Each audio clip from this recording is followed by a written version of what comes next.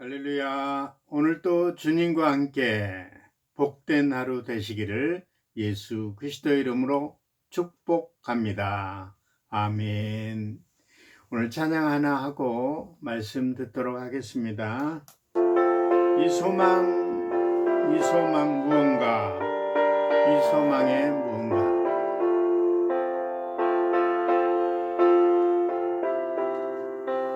이 몸의 소망 무언가. 우리 찬양하겠습니다. 이 몸의 소망 무언가, 우리 주 예수뿐일세. 우리 주 예수밖에는 이름이 아주 없도다. 주 나의 반석이시니 그 위에 내가 서리라.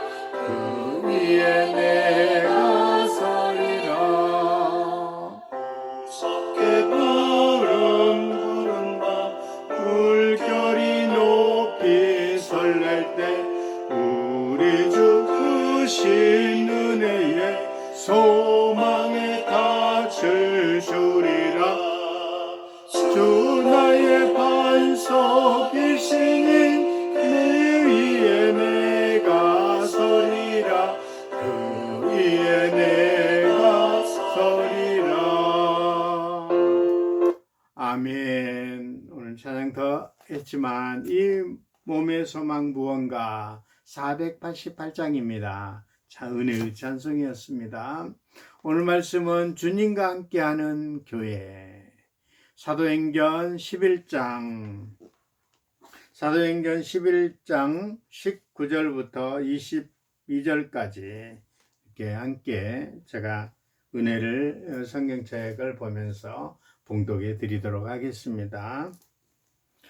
사도행전 11장 19절부터 22절까지 19절. 그때 스데반이 일로 일어난 환난으로 말미암아 흩어진 자들이 베니게와 구브로와 안디옥까지 이르러 유대인에게 말씀을 전하려는데 그 중에 구브로와 구레네 몇 사람이 안디옥에 이르러 헬라인에게도 말하여 주 예수를 전파하니 주의 손이 그들의 함께 하심에 수많은 사람이 믿고 주께 돌아오더라.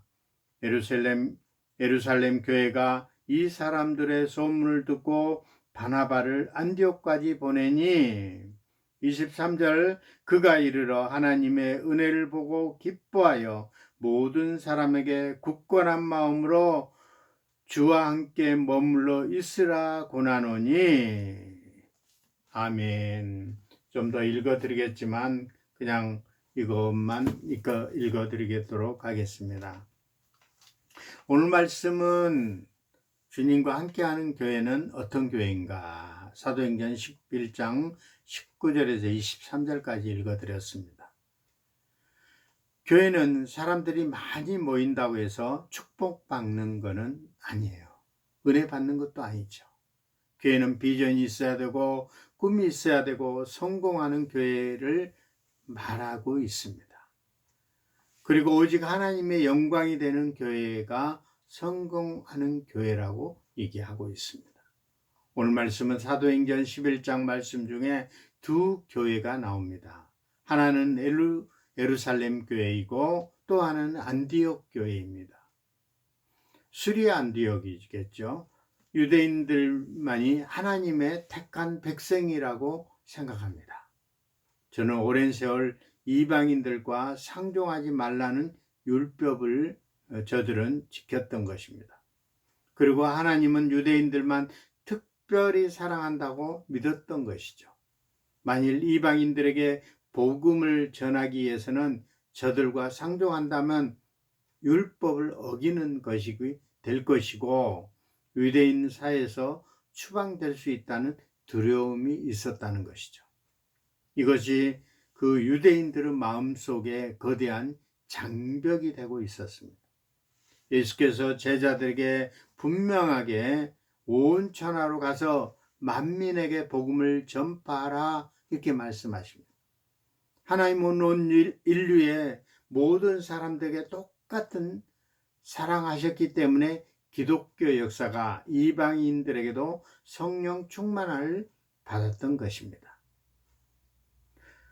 지난번에 말씀드린 고넬료라 하는 이방 애국 사람입니다. 오늘 말씀 중에 보면 고넬료라는 이방 사람들이 모여 있는 곳에 가서 세례를 주고 말씀을 전했는데 성령의 충만함을 받았게 됩니다.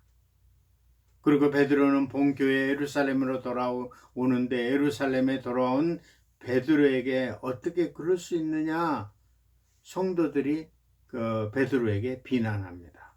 11장 2절 3절 보니까 베드로가 예루살렘에 올라갔을 때 할례자들이 비난하여 이르되 내가 무할례의 집에 들어가 함께 먹었다니, 베드로가 그들에게 이 일을 차례로 설명합니다. 베드로는 문제를 솔직하게 정면으로 이어갑니다. 베드로 집에 가서 세례 주었던 이야기, 성령 충만했던 이야기를 진실하게 이야기합니다.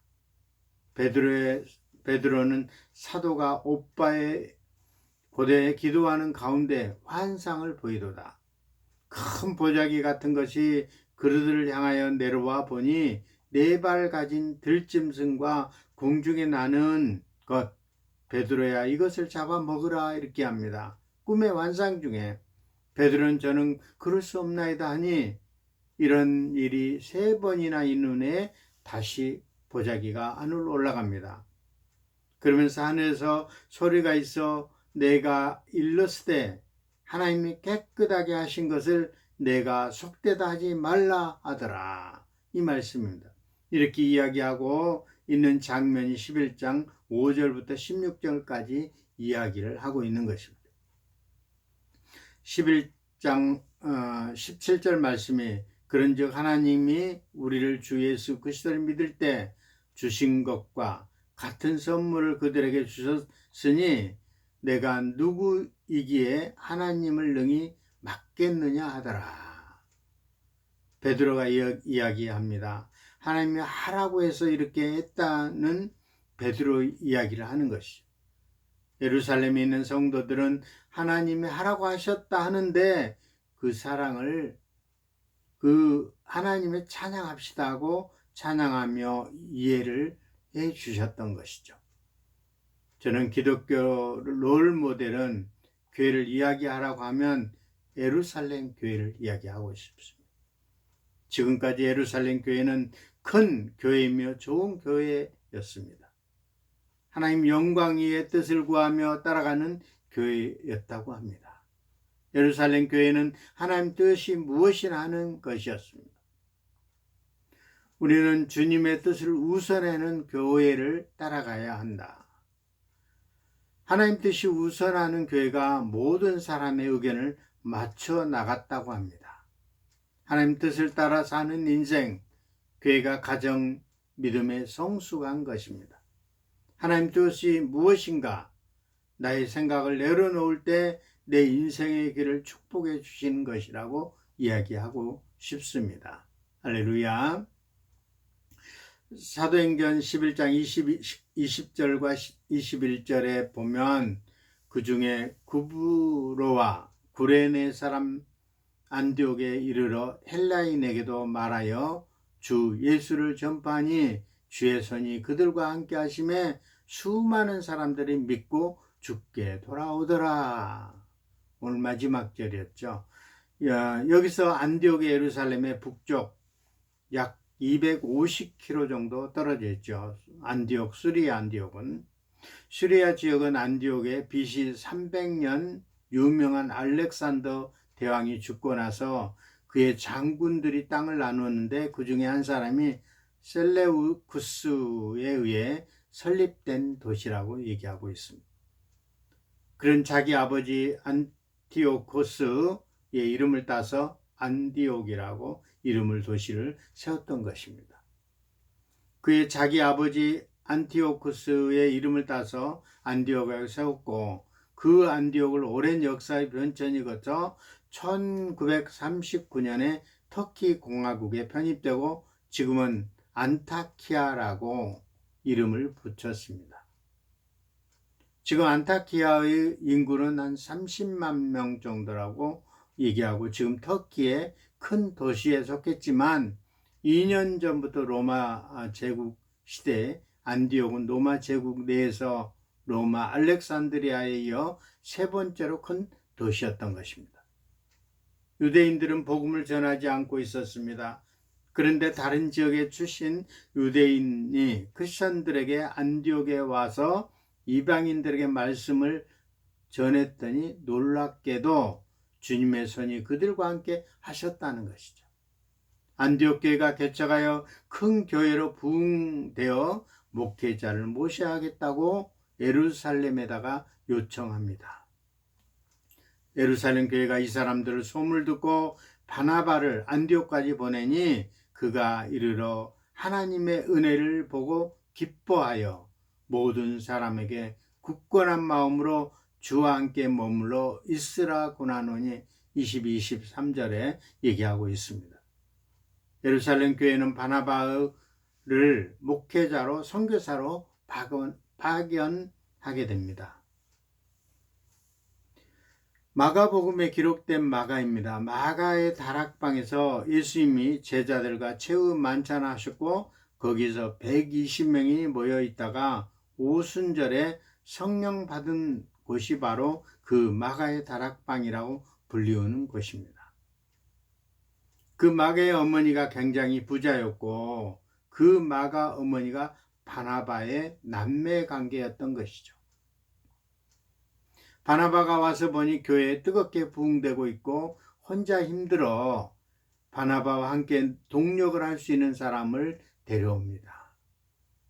바나바가 사울을 찾으러 다소에 가서 만남에 안디옥에 데려와서 둘이 교회를 1년간 모여 있어 큰 무리를 가르쳤고 제자들이 안디옥에서 비로소 그리스도인이라 일컬음을 받게 되었다. 그때 바로 쓰는 게 바로 그리스도인이라고 얘기하고 있습니다. 25, 26절에 바나바는 사울을 찾으려고 사울의 고향 다소에 갑니다. 젊은 나이에 고향 다소에서 13년 동안에 걸쳐 믿음으로 신앙을 성숙한 사울은 드디어 새로운 인생의 전환점을 맞게 되는 것이죠. 바나바가 데려온 사람을 보니 안디옥 성도들에게 얼굴이 하얗게 질린 것입니다. 다소에 가서 사울이라는 사람을 데려왔다고 소개합니다. 안디옥 교인들이 20년 전에 사람을 끌어다가 고문하고 핍박했던 사람 아니냐? 저 사람이란 사람이 누군가 동료의 친척 가정을 힘들게 했던 사람 아니냐? 아무리 예수쟁이가 되었다 해도 나는 못 믿겠다, 이렇게 얘기합니다. 여기서 바나바는 사울을 데려오면서 이런 문제가 될 것이라는 것도 알고 있었죠. 바나바는 사울의 장점을 알고 있었죠. 우리가 단점을 바라보면 안 되는 것이죠. 이것이 안 되고 저것도 안 되고 단점만 보면 그 누구도 단점 없는 사람이 우리 주변에 없습니다. 그렇지만 사울의 장점이 더 많은 것이었어요. 바나바는 그것을 너무 잘 알고 있었던 것입니다. 이들은 안디옥의 이방인들입니다. 유대인들이 아니라 그리스 사람입니다. 원래부터 하나님 믿는 유대인들도 흔들렸는데 이방인들이 얼마나 더 흔들릴 조건이 많겠습니까? 그리고 얼마나 유혹이 더 많겠습니까? 그렇기 때문에 어떤 일도 닥쳐와도 주님을 붙들기로 결단하고 사울에게 바나바를 권면하는 것이죠.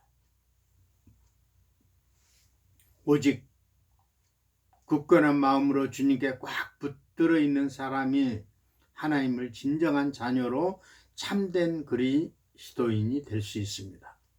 이러한 사람을 통해 주님은 말씀과 능력과 생명이 온전히 역사할 수 있기 때문에 바나바는 사울을 보면서 체험했던 것이죠. 우리도 목사가 되고 장로가 되고 안수집사가 되면 체험이 있어야 합니다. 사실 로마 철학에 요즘 이야기하면 영어, 중국어, 베트남어가 잘 되어 소통해야 한다는 것입니다. Thank you, 谢谢, 辛苦们, 사우디캅 이렇게 여러 나라의 말을 하고 있습니다. 사울은 다소의 13년 동안 이방인 복음을 통해 쌓은 경험을 통해 안디옥 교회에 밀려 들어온 많은 이방인들에게 어떻게 가르쳐야 할지 잘 알고 있었던 것입니다. 사울도 불리던 바울이 바나바와 함께 1년 동안 안디옥에서 최선을 다해 목회한 결과 이 안디옥에 있는 성도들이 세상 사람으로부터 뭐라고 했느냐? 그리스도인이라고 불리게 됐던 것이죠. 그리스도인, 크리스티아노스, 그리스도인을 히브리어로 크리스티아노스라고 말하는 그리스도인을 따르게 하는 사람, 그리스도를 닮은 사람, 흑은 작은 그리스도를 일으켜 용어입니다. 우리말로 쉽게 표현하면 예수쟁이라는 말입니다. 바울은 기독교 역사상 큰 기둥이 사람이 됐던 것입니다. 사도행전 9장 15절에 하나님께서 이 사람을 이방인들과 이스라엘 자손에게 택한 나의 그릇이다 이렇게 얘기하고 있습니다. 사울은 신약성경의 37권 중에 37권 중에 13권을 썼던 사람이에요. 여기서 사울이 뭐냐면 바울을 얘기하는 거지. 바나바는 사울의 장점을 알고 있었던 거예요. 바나바는 원래 본명이 요셉입니다. 그가 이로를 잘한다고 제자들이 그에게 바나바를 이로의 아들 사도행전 4장 36절에 별명을 붙여주셨던 것이죠. 그 이름을 같이 교회 중심 무대에서 자기가 아니라 바울이 서도록 자리를 마련해주고 그로 하여금 하나님이 주신 가르치는 은사를 마음껏 발휘할 수 있도록 옆에서 돕는 조력자가 됐던 것입니다. 그렇게 되기를 스스로 선택한 것이죠. 보통 사람의 욕망은 자기를 드러내는 것, 바울을 앞에 서서 하고 자기가 뒤로 물러났던 것이죠. 우리 명성 엘린 공동체도 바나와 같은 비전을 갖고 쓰임받는 저와 여러분이 되시기를 예수 그리스도의 이름으로 축복합니다. 아멘. 기도하겠습니다.